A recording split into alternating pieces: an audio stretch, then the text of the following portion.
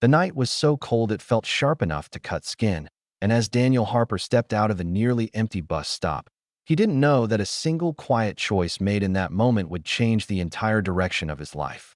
His jacket was thin, his hands were cracked from long hours of work, and his heart was already heavy with worries about rent, school fees, and whether his young son had eaten enough dinner.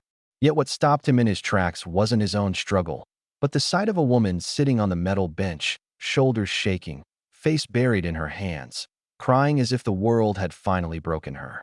Before you go any further into this story, if you believe in kindness, second chances, and the quiet power of doing good when no one is watching, please like this video, share it with someone who needs hope, subscribe to the channel, and tell us in the comments where you're watching from. Your support helps these stories reach hearts that need them. Daniel had learned long ago that life didn't pause for grief.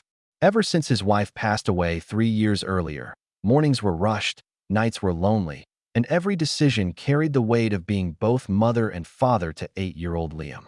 He worked as a facilities technician for a massive corporate tower downtown, the kind of place where polished floors reflected ceiling lights like mirrors and executives walked past without ever learning the names of the people who kept the building alive.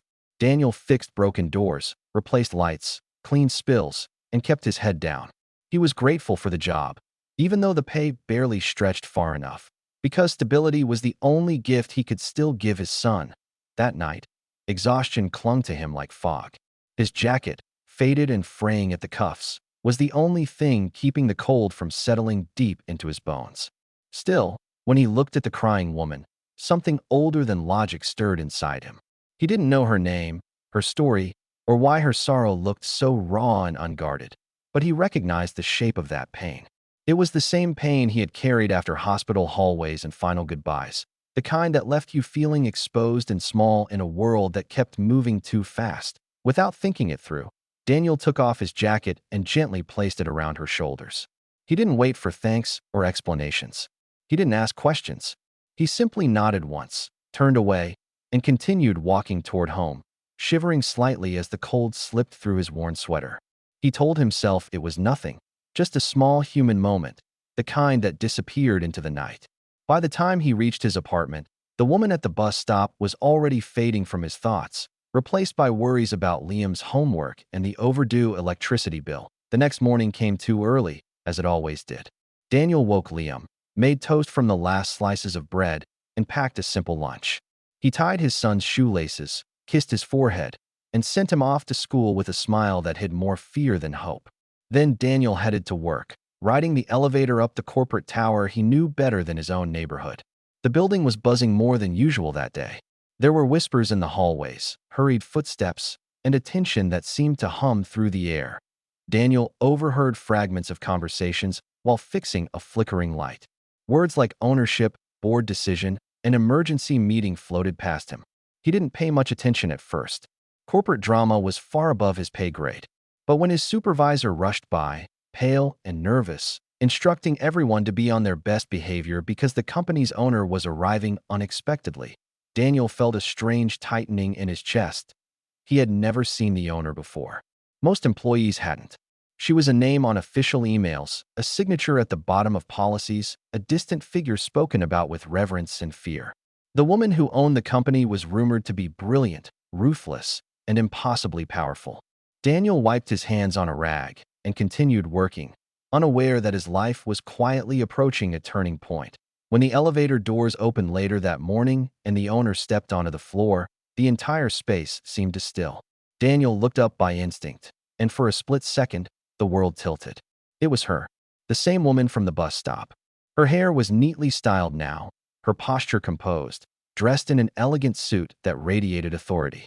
But Daniel recognized her immediately, not from her clothes or status, but from the sadness he had seen etched into her face the night before. Her name was Evelyn Carter. Evelyn walked through the building with executives trailing behind her, her expression calm but distant. As her eyes swept across the floor, they landed on Daniel. Recognition flashed there, subtle but unmistakable.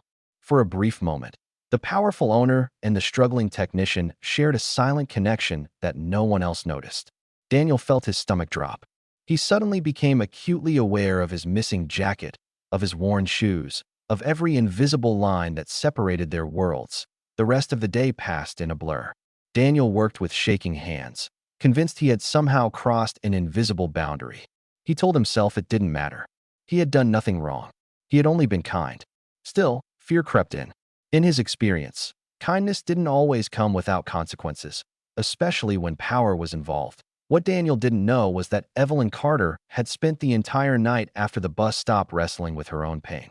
She had just finalized a brutal corporate decision that would save the company but cost hundreds of employees their jobs. The weight of leadership, the isolation of wealth, and a recent personal loss had crushed her in a way she hadn't expected. Sitting alone at that bus stop, she hadn't felt like a billionaire or a CEO. She had felt like a woman drowning.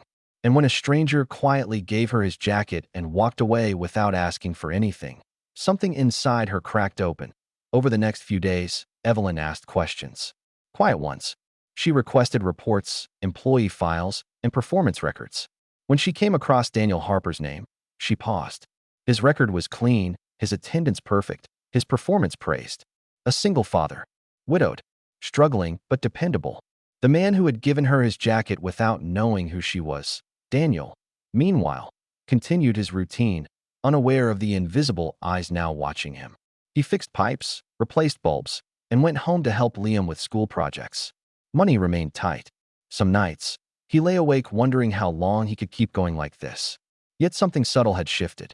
He felt lighter, as if that small act of kindness had eased a weight he didn't know he was carrying. One afternoon, Daniel was called into a conference room. His heart pounded as he walked in, expecting reprimand or dismissal. Instead, he found Evelyn seated at the head of the table, her gaze steady and thoughtful. She spoke at length about the company, about values, about the unseen people who kept everything running. She spoke about leadership not as power, but as responsibility. By the time Daniel left the room, his life had been quietly rewritten. Evelyn had not offered charity. She had offered opportunity. She created a new role overseeing facilities across multiple buildings, with better pay, flexible hours, and benefits that would change everything for Daniel and his son. She didn't frame it as a reward. She framed it as recognition that in the weeks that followed, Daniel's world began to transform. He could afford healthier food, new school supplies, and eventually, a warmer jacket. Liam noticed the change first, not in money, but in his father's smile. Daniel walked taller, not because of the promotion, but because he felt seen, valued. Evelyn, too, was changed. She spent more time walking the building, learning names, listening to stories. The memory of a cold night and a borrowed jacket stayed with her, grounding her in moments of doubt. She realized that compassion wasn't a weakness in leadership, but its foundation. As time passed, Daniel never told his son the full story. He only taught him that kindness mattered, even when life was hard, even when no one was watching. And Evelyn never returned the jacket in a public way. She kept it, carefully folded in her office, as a reminder of who she wanted to be when the world grew cold again. If this story touched your heart even a little, please take a moment to like this video, share it with someone who needs hope, and subscribe to the channel so more stories like this can find their way to people who need them. Your engagement truly makes a difference. Before the story ends, we have a special request for you. Please comment below with one small act of kindness you believe can change someone's life, no matter how simple it seems. Because sometimes, the smallest warmth we offer on the coldest night can echo louder than power, money, or titles ever could, and long after the jacket is gone, the kindness remains.